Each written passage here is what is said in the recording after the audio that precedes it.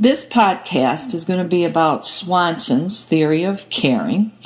It is a middle range theory, and what I'm going to do is do a short overview of the theory and then provide an application of it using one student's work that I had last semester. Now, as usual, I want to introduce the creator of the theory, which is Kristen Swanson. Kristen Swanson is an RN, a PhD, and she is the Dean of the School of Nursing at the University of North Carolina at Chapel Hill and the Associate Chief Nursing Officer for Academic Affairs at the University of North Carolina Hospitals. She earned her bachelor's degree in nursing from the University of Rhode Island, her master's in adult health and illness from the University of Pennsylvania, and a PhD in psychosocial nursing from the University of Colorado. She completed her postdoctoral work at the University of Washington. In addition to holding a faculty position at the University of Washington, she taught at Trenton State College, the University of Pennsylvania School of Nursing, and the University of Colorado School of Nursing. Dr. Swanson's research interest is in miscarriage and early pregnancy loss. She began this work with her dissertation, The Unborn One, a profile of the human experience of miscarriage. And she has continued studying this area both as an investigator and as a consultant to others. She has been the primary principal investigator or co-investigator on 10 grants dealing with early pregnancy loss, caring, and related topics since 1985. It is during this time that she developed the Swanson theory of caring. Since developing the theory, she has consulted internationally on implementation of the caring theory in clinical practice, research, and education. Now, caring is a very, very broad concern, and some of the questions that I've asked about caring and studied by nursing about caring include: is caring a process observable only in the context of two or more persons relating? Is it an intent embedded in the behavior of the caregiver? Is it the perception identifiable only through the eyes of the perceiver? Can caring be taught? Is it a moral ideal? Is it a way of being in the world? According to Swanson, each of these questions have been addressed by nursing research, but there is no universal definition of caring that exists, even though it is a central component of nursing. So, she went on to develop the middle range theory of caring using a phenomenological approach. The development of the theory evolved from 3 nursing studies undertaken by Swanson in the 1980s and early 1990s. The first was concerned with women who had recently miscarried, and the question asked was, what constitutes caring in the instance of miscarriage? The second study was concerned with the providers of care. Data were gathered from 19 care providers, including mothers, fathers, a medical ethicist, social workers, nurses, and physicians. The question asked was, what is it like to be a provider of care in the newborn intensive care unit?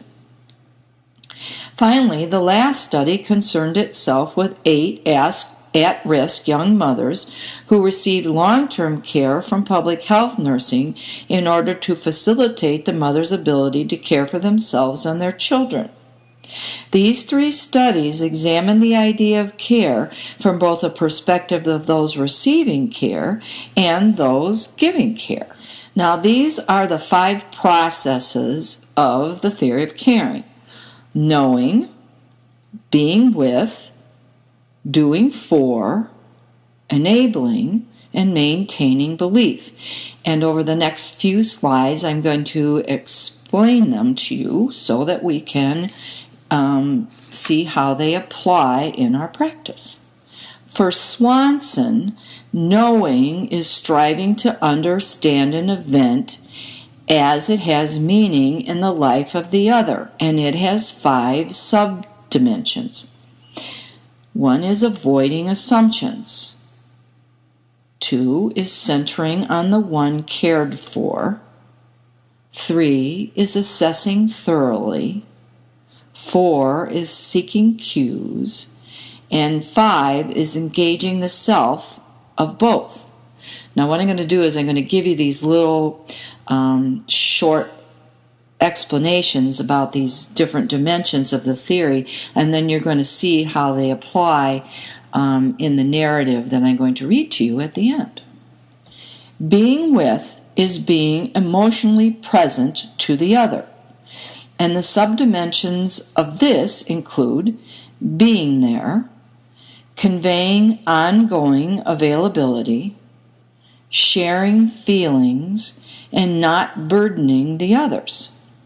Swanson said, "It is more than understanding another's plight. It is becoming emotionally open to the other's reality. The message conveyed through being with is that the other's experience matters to the one caring.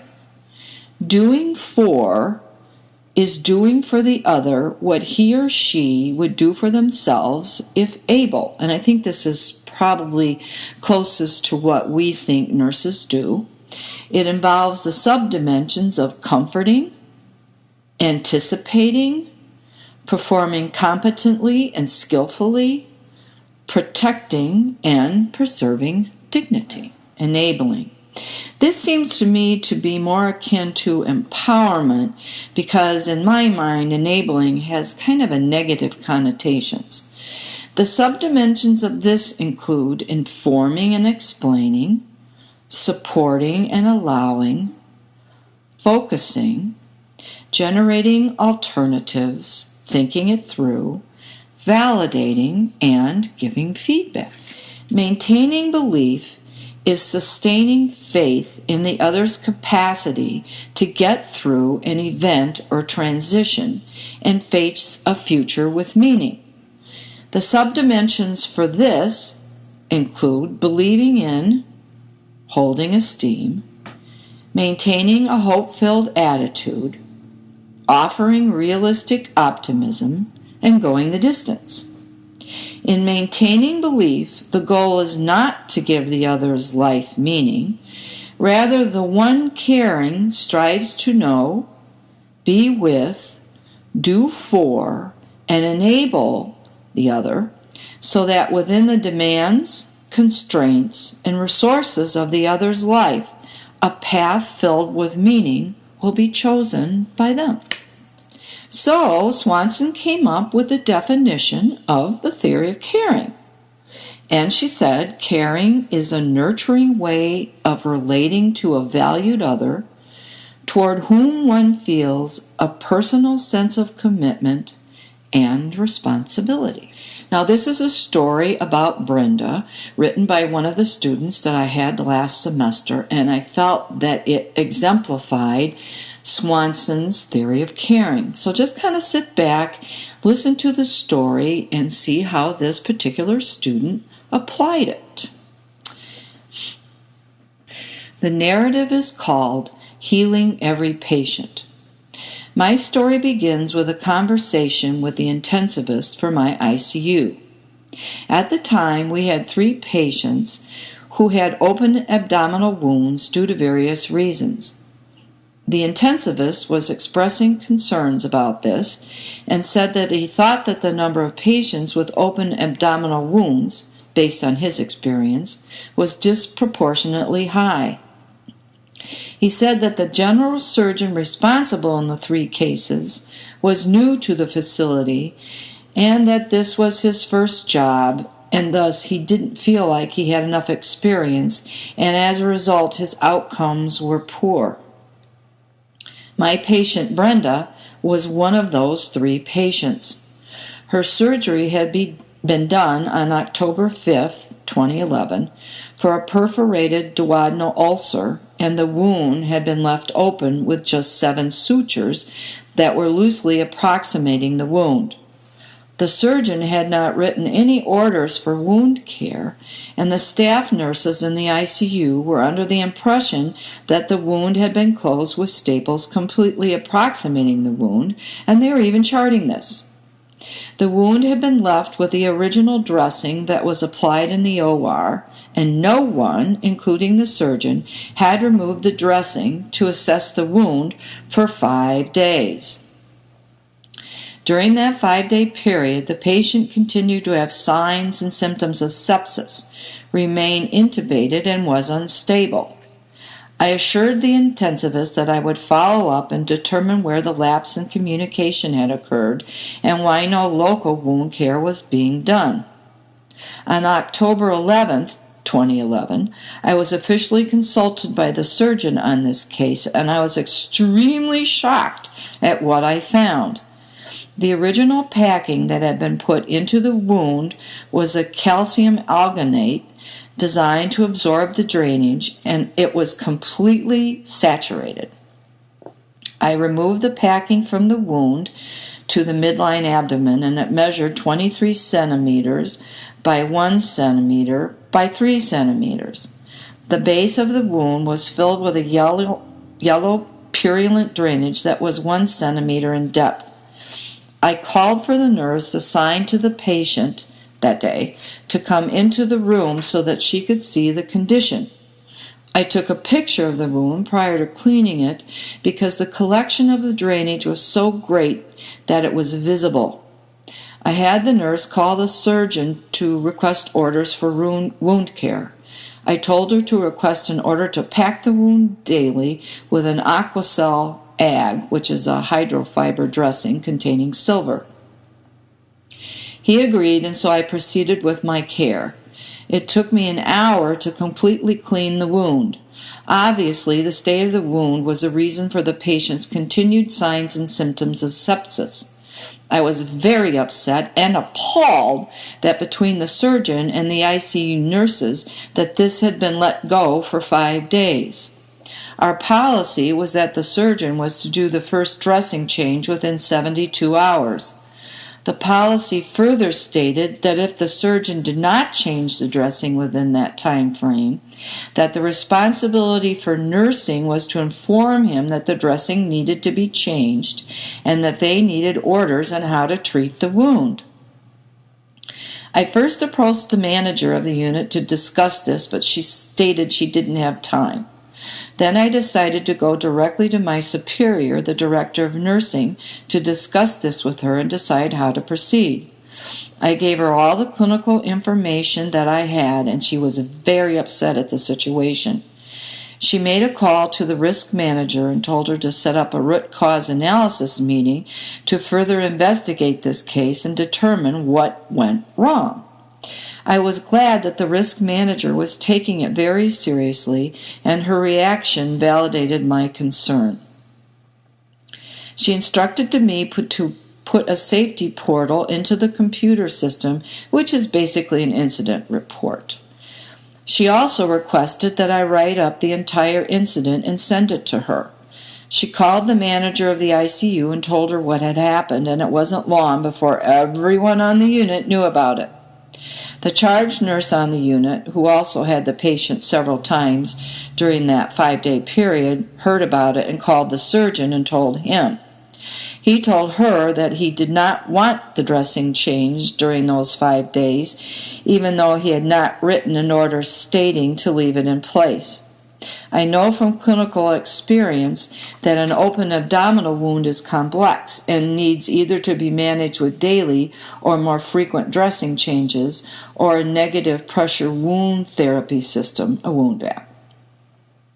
Since the surgeon said he had not wanted the dressing changed, the root cause analysis was canceled.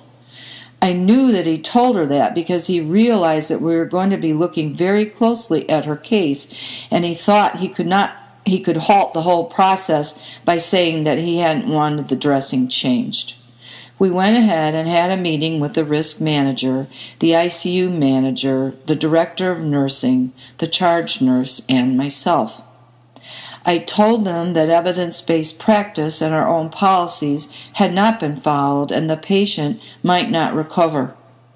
The charge nurse continued to repeat over and over that she didn't see what the problem was, because the surgeon did not want the dressing changed. At the meeting, it was determined that the OR nurse did give report to the ICU nurse receiving the patient, and they were told that the wound was left open. The surgery was emergent and done late at night, and so the PACU unit was not open.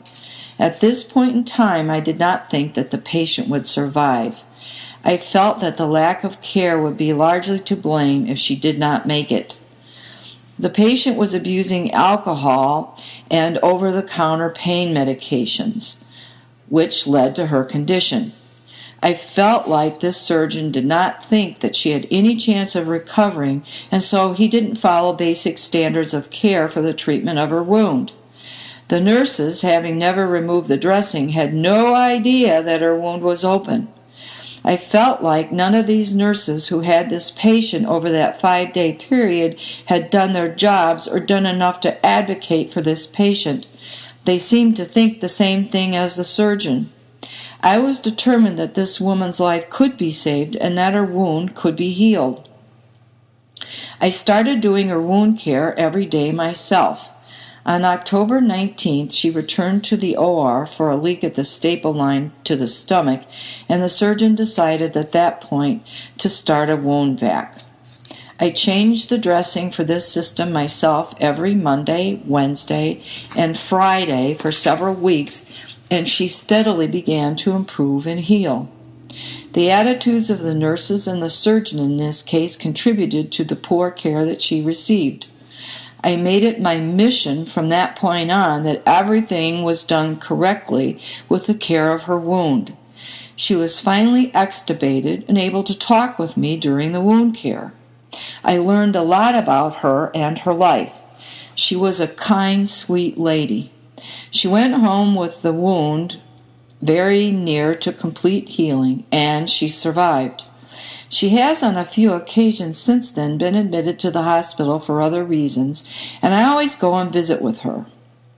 Her memory about all of it is vague, but I will never forget. I could not tell her everything that happened, but I knew that I played a part in her survival. We must make sure that the care our patients receive from all disciplines is correct, and if it is not, we must question it. I saw the surgeon later after the patient was discharged, and I introduced myself. He brought up the case and said that he had not wanted the dressing changed. He also told me that he worked at a local wound clinic and knew wound care. I thought to myself, well, then you definitely knew better. Every patient has the ability to heal if we can just put our attitude and prejudices aside and advocate for our patients. Now we're going to see how this student applied Swanson's theory of caring.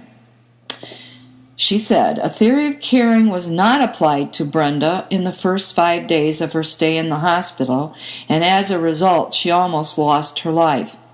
The attitude of the staff nurses, as well as the surgeons, was flippant and pessimistic. They made assumptions and judgments about Brenda based on her lifestyle and past history. They neglected to care for her in an unbiased, holistic, humanistic manner. Despite the fact she was neglected in those first 5 days, Brenda did live. I believe that after I was consulted and began taking care of her, that I unknowingly applied Swanson's theory of caring. I clearly remember going through the 5 processes of Swanson's theory with Brenda, and I know that it is the reason that she lived. I began to know Brenda within 2 days of her being extubated. She began to talk and ask me questions about what had happened to her. I explained everything to her, including why she had a large open wound on her abdomen and how I was going to help her heal. I was fully engaged and made it my mission to do everything that I could to heal her wound and restore her to health. I did every dressing change for her entire hospital stay, and she quickly came to trust me. Even though there was some pain involved in the wound care, we both looked forward to our time together. The time I spent being with Brenda took on a special meaning for both of us.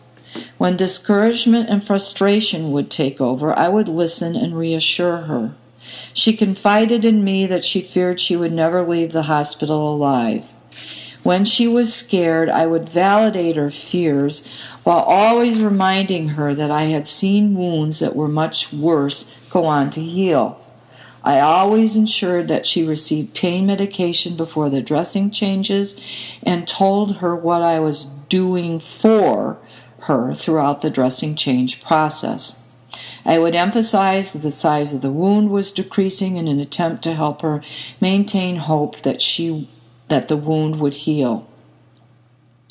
As the wound began to heal and shrink, her optimism and hope began to grow. She was eating, walking, and bathing almost independently. She began to take pride in every task that she accomplished, no matter how small, and I celebrated each accomplishment with her. I was enabling her to return to self-care. The day arrived when she was to leave the hospital to go to a rehabilitation facility to complete her recovery.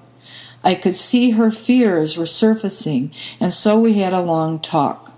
I told her that this was the next step in returning to health.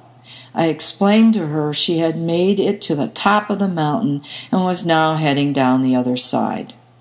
I was maintaining belief in her and encouraging her that she could complete the last trek in her journey. She seemed to grasp the fact that she no longer had to fear death. She had survived and now could focus on her future. I will never forget her courageous spirit and perseverance. And I hope this application has made Swanson's theory of caring a little clearer for you.